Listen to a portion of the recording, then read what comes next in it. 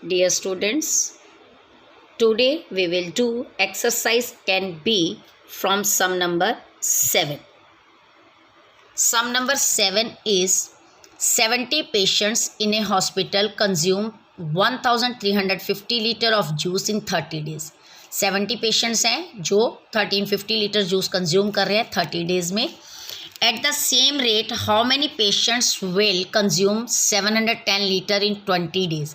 वो कहता है कि कितने पेशेंट 710 लीटर जूस यूज़ करेंगे 20 डेज में. तो देखो अब हमें क्या दिया हुआ है कि juice consumed in 30 days. 30 days में कितना जूस कंज्यूम हो रहा है 1350 लीटर. लेकिन हमें क्या निकालना है कि 20 डेज में कितने पेशेंट यूज़ करेंगे. तो पहले हम जितना जूस 30 डेज में यूज़ कर रहे हैं उसको 20 डेज में अगर हम यूज़ करें 70 पेशेंट्स क्योंकि हमारे 30 डेज में इतना यूज़ कर रहे हैं तो 20 डेज में कितना यूज़ करेंगे. पहले हम 1 डे का निकालेंगे और उसको 20 से मल्टीप्लाई कर देंगे यानी 1350 डिवाइडेड बाय 30 और मल्टीप्लाई बाय 20. 900 लीटर जूस हमारा यूज़ हो रहा है 20 डेज में. किसके द्वारा 70 पेशेंट्स के द्वारा. तो अब हमारा जो क्या बना ये टेबल हमारी कैसे बनेगी कि 70 पेशेंट्स 20 डेज में यूज़ करें क्योंकि देखो रेशो और प्रपोर्शन जब हम कुछ भी कर रहे हैं तो हमारी यूनिट सेम होनी चाहिए.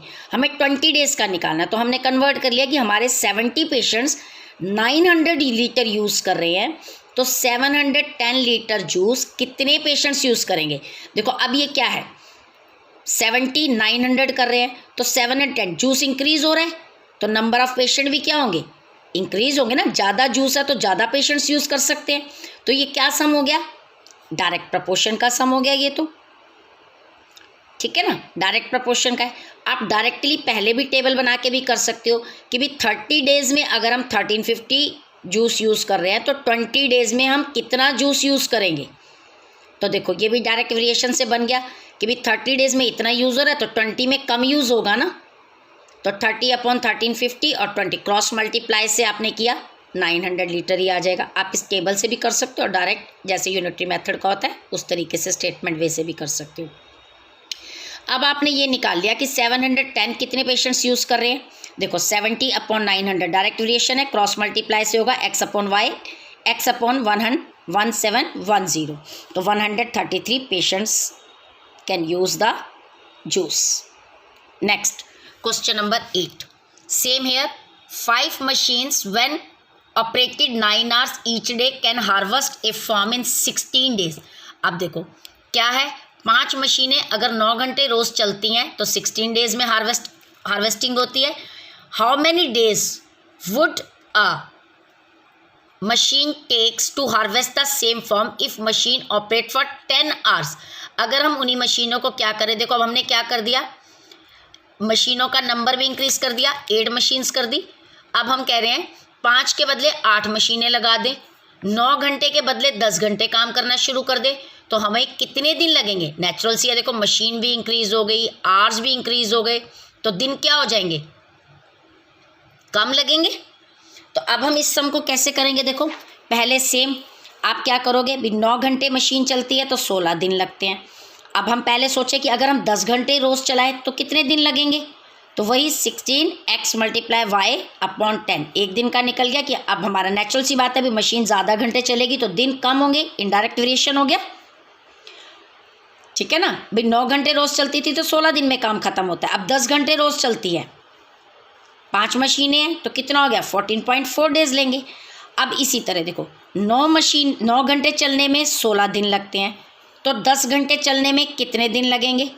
सेम क्रॉस मल्टीप्लाई करके चाहे आप स्टेटमेंट वे से करो चाहे टेबल वे से कितना आ गया 14.4 डेज लगेंगे. उसके बाद देखो हम क्या करेंगे वही टेबल कि 5 मशीनें अगर 14.4 डेज लेती हैं तो 8 मशीनें कितने दिन लेंगी. 8 मशीन से अगर हम हार्वेस्टिंग करें तो कितने डेज लगेंगे. सेम x × y मशीन के नंबर इंक्रीज़ हो रहे हैं तो दिन क्या होंगे कम हो उससे सॉरी मशीन 5 मशीनें हैं 14 दिन में काम करती हैं तो 8 मशीनें कितने दिन में करेंगी कम दिन में करेंगी ना. मशीनें बढ़ गई तो दिन कम हो जाएंगे. इन्वर्स वेरिएशन है तो x × y x की वैल्यू निकालोगे 9 डेज में काम कंप्लीट हो जाएगा. Next question number 9.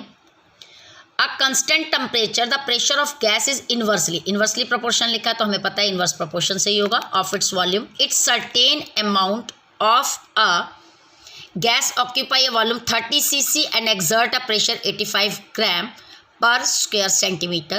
Then find the decrease in its pressure when the same amount of gas occupy a volume of 75 cc. Simple.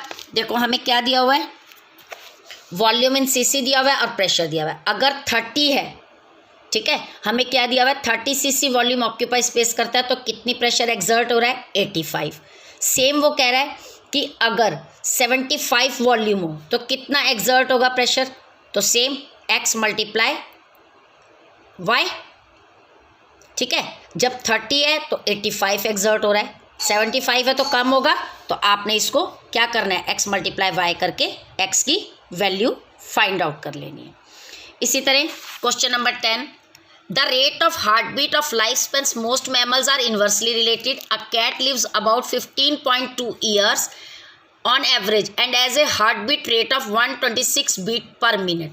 What is the constant of variation? क्या constant है, क्या निकालेंगे अब हम इसमें कि हमें क्या दिया हुआ है, 15.2 years lives दी हुई है. अभी cat lives for about 15.2 years और उसकी हार्ट बीट का क्या दिया हुआ है, कितनी हार्ट बीट्स रेट है उसकी एवरेज 126 पर. तो हमारा कांस्टेंट रेट क्या हो गया, 126 बीट और 15.2 ईयर्स में कितना उसने हार्ट बीट उसकी क्या आएगी, हार्ट बीट रेट एवरेज निकालनी है हमें, तो 126 बीट्स मल्टीप्लाई 15.2 ईयर्स, ये हमारी हार्ट बीट आ गई.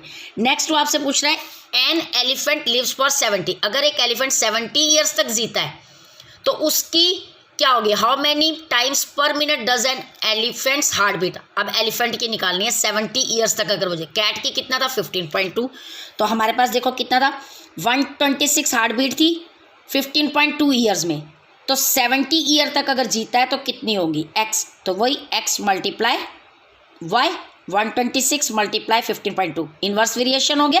ईयर्स इंक्रीज होते हैं तो हार्ट बीट भी तो क्या होंगी, ईयर्स है ना. देखो 126 है, x multiply y, indirect variation हो गया ना कि हमारी कितनी आ रही है, उसके बाद ये हमारी x है, तो 70 ईयर्स तक अगर वो जीता है तो उसकी एवरेज क्या होगी, तो 126 multiply 15.2 is equal to x multiply 70. आपने x की वैल्यू निकाल लेनी है.